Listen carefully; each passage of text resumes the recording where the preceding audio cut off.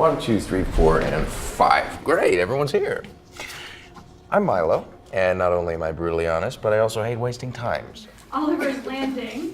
Did anyone get that title or have an interpretation of what that title meant? Because I had a hard time kind of figuring out what the title was about. I have something about your first question too. I think it was the guy's name, and that place was his landing. Kind of like Williams Landing in, what's it called, Liberty Village? That's where I got that connection. Maybe it's his name, I don't know. Yeah. I thought the ending was cool, but what I didn't like, and I don't mean to be a critic about this, but he gave away like a narrative. Like he was talking as if there's 5 factions in town, and he was giving away a lot of the story, but they didn't name the factions. If they're like, the Misfits are fighting these people, or whatever. It felt like he was telling a story, even though it was meant to be through like the characters speaking in a dialogue. I just felt like someone was reading off of, there's 5 factions warring in this town, and these 5 people represent those 5 factions, and it got kind of obvious. Too expositional. Yeah. I'm going to make the most bizarre comment of the evening, I predict this. The sociopath reminded me in appearance and mannerisms as an evil version of Phil Dunphy from Modern Family. Can you see that? I hadn't thought about it before. But just imagine if he went psycho, he would do something very theatrical like that when he took his hostages. Somebody said, yeah, there is no setup in this.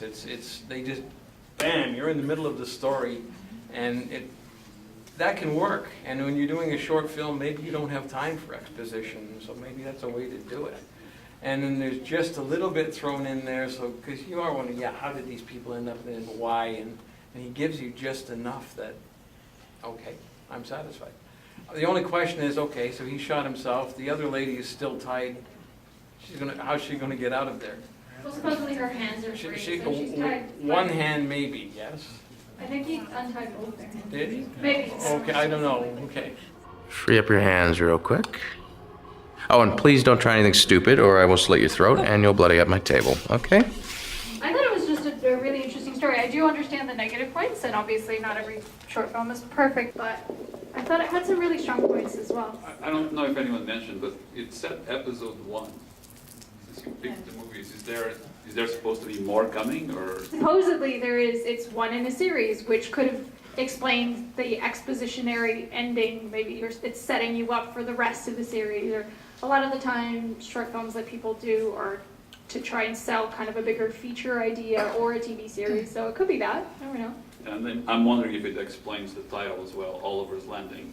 The guy who's coming is landing, and Yeah, that's what I was hoping, that it would kind of give it a little bit more of a, yeah, go ahead. And I sort of I interpreted the end as maybe a twist, but then was confused by the start, because at the first you're all thinking the guy is a sociopath, he's killing them, they're horrified, but then in the very end he makes it seem that actually you don't want to live, and it's being killed is what you want, but the horror is out there. And if it's in episode 1, then I assume you would then go on to see what the horror out there is. Except the problem that they also seem to be shirking from being killed and not really wanting it. So it just seemed a little confused in the twist of not, seem to go against it as well.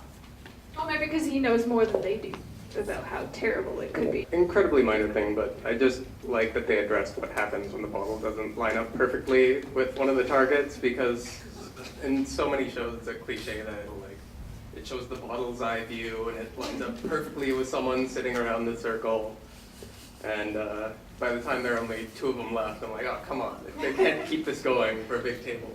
I just appreciated that little touch in there. No, yeah, it was good. It was good. I like that every time they spin, it's a different kind of scenario where he has to twist it in his own weird head, which was kind of cool.